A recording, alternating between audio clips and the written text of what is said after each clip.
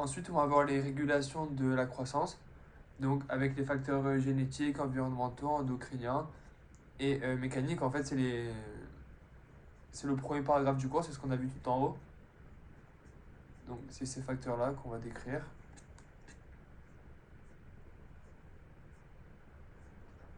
Donc, le facteur génétique, donc en fait, la taille finale prévisible, donc ou taille cible, est proposée selon une règle simple en se basant sur la taille des parents. Donc en fait, c'est pour ça que c'est génétique, c'est parce que c'est selon la taille des parents, selon la famille, selon leur gène. On dit que la taille de l'enfant, pour connaître la taille de l'enfant, on doit prendre la taille du père plus la taille de la mère. Si c'est un garçon, on fait plus 13, si c'est une fille, on fait moins 13, et le tout divisé par 2. Et normalement, on atteint la taille de l'enfant. Ensuite, pour les facteurs environnementaux, donc on voit bien que la nutrition ou la dénutrition vont influencer la croissance. Et la dénutrition, en l'occurrence, va s'associer à des retards de croissance. Donc la nutrition interviendrait aussi dans le cas de la modification de taille chez les populations migrantes, mais de manière plus obscure. Et on voit que l'accélération de la croissance de la puberté, donc au fil des âges, augmente parce qu'elle a augmenté de 10 cm au cours d'un siècle chez l'homme, donc c'est beaucoup. Ensuite, pour les facteurs endocriniens, donc c'est les hormones, comme on a vu tout à l'heure. Donc tout ça, c'est les hormones importantes pour la croissance. Donc il y a les hormones thyroïdiennes, pardon, corticoïdes, stéroïdes sexuels, GH, c'est l'hormone de croissance, la vitamine D. Et ce qui est important de voir, c'est que ces hormones sont nombreuses et ne se commencent pas les unes et les autres. C'est-à-dire que si on est en mode de corticoïdes, il nous en manque, on ne peut pas compenser avec la vitamine D. Non, toutes ces, euh, toutes ces hormones sont importantes et en bonne quantité. Donc si on en a trop de vitamine D, c'est mauvais. Si on n'a pas assez de corticoïdes, c'est mauvais. Voilà. Ensuite, on a le facteur mécanique. Donc le cartilage de croissance doit être soumis à une compression optimale pour fonctionner au maximum de ses capacités et produire ainsi le maximum de croissance. Donc cette phrase est super importante. Il faut faire attention parce qu'en QCM, ils piègent. Ils disent par exemple le cartilage de croissance doit être soumis à une compression maximale pour fonctionner au maximum de ses capacités. Non, c'est faux. Il faut vraiment une compression optimale. C'est-à-dire que si on met une trop grosse compression au niveau du cartilage, ça va être pathologique. Et si on ne met pas une assez grande compression, ça va être aussi pathologique. Il faut vraiment une compression optimale. Donc ça, c'est décrit par la loi de Frost. Donc on dit que normalement, le cartilage de croissance possède une activité de base qui est faible. Mais à partir d'un certain degré de compression, qui correspond de situation physiologique, donc c'est-à-dire la situation normale, le cartilage est stimulé. Donc par exemple quand on marche, au niveau des cartilages de croissance du tibia, il va être stimulé, ou alors du fémur ou des vertèbres. Donc ça c'est une compression optimale donc dans la situation physiologique.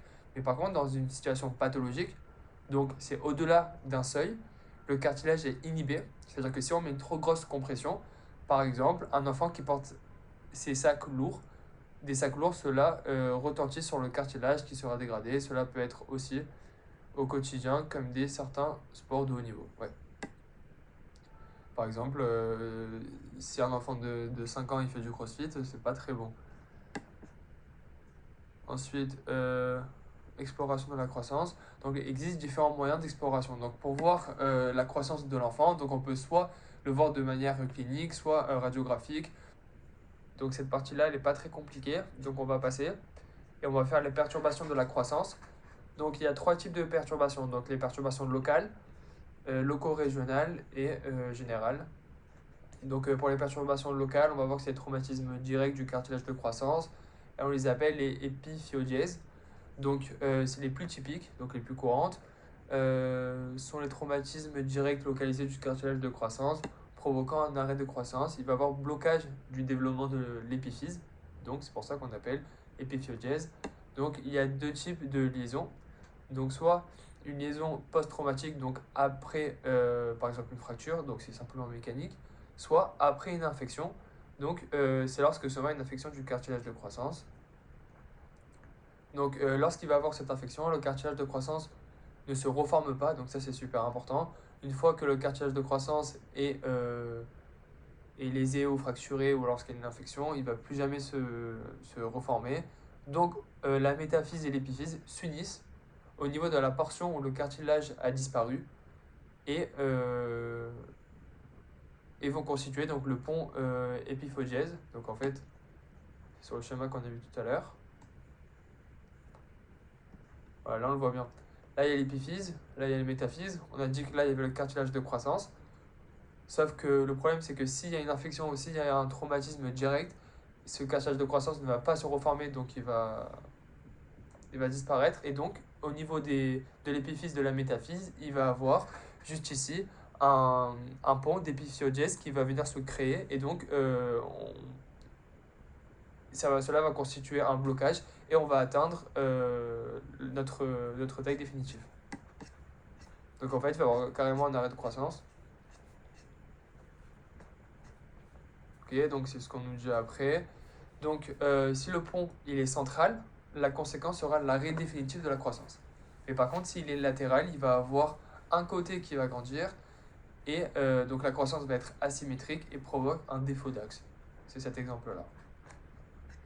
Donc ça c'était pour perturbation locale.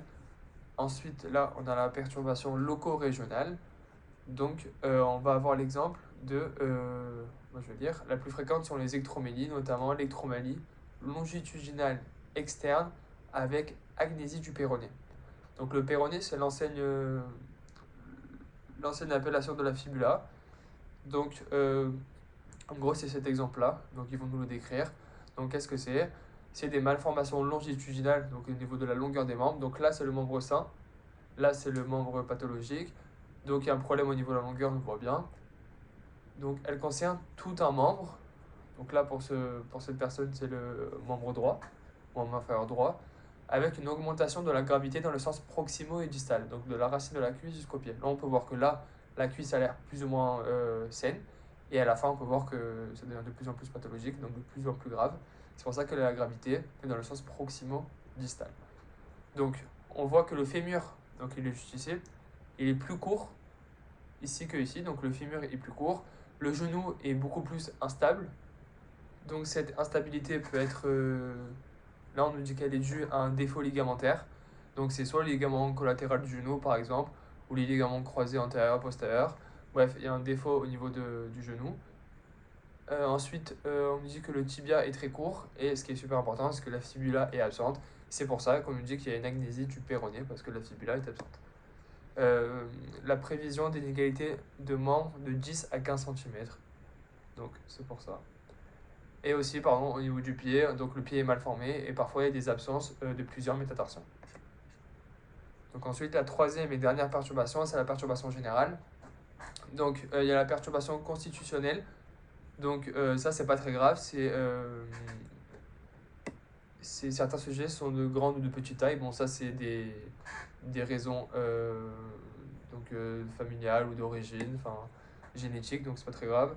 Endocrinienne, donc pareil, ce qu'on a vu tout à l'heure aussi, le déficit hormonal, qui va induire sur la vitesse de croissance. Et ensuite, métabolique, donc là on a l'exemple, la mucopolysaccharidose, donc qui est liée notamment à des enzymes qui sont censés dégrader la polysaccharide.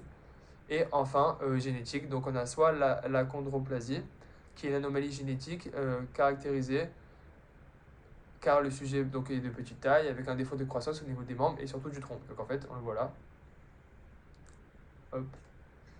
Et donc l'inverse, on a la maladie de Marfan, donc cette fois-ci c'est l'individu des très grandes tailles, donc 2 mètres voire plus, lié à une anomalie du tissu élastique, souvent associée avec des problèmes cardiovasculaires. Donc voilà, ça c'est la maladie de Marfan. Donc c'est un peu l'inverse. Et enfin, la croissance est réglée par des lois fixes, mais avec une grande marge avec une marge variable pour chaque individu. Donc c'est ce qu'on a vu, par exemple, comme loi fixe, on a vu dans la partie génétique. On a vu ici, on nous donne un calcul par exemple pour connaître la taille de l'enfant. Donc c'est fixe, mais ça va varier selon les individus parce que ça marche pas pour tout le monde. Ensuite, la cinétique de croissance est variable, donc ça on l'a vu. Donc les perturbations dans la croissance osseuse peuvent varier. Ok. donc local, donc ensuite soit local, soit régional, soit général. Donc en fait, c'est les trois exemples qu'on a mis là.